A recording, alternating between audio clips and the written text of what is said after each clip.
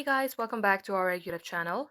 If you're having problem with your ChatGPT saying something went wrong even in your pro account or your basic account, today's video I'm going to show you how you can fix it. So the very first thing you should do is install ChatGPT application. If you are used to logging in via web browser, I recommend you download ChatGPT app. It will look something like this. Now once you have installed it, or if you have already installed it, make sure your application is updated. For that, head over to your Play Store, type in ChatGPT.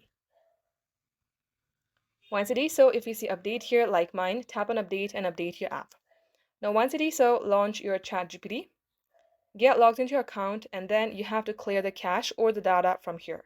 For that, tap on three bar icon on your top left, tap onto your name, then tap on data controls. As you do so, you will see clear chat history. If you have important conversation with your chat, you may go ahead, export the data first, then tap on clear chat history, and then tap on it again. Now see if this fixes your problem. If it's still not working, then long tap onto your chat GPT, uninstall it, reinstall from your Play Store, and this shall work.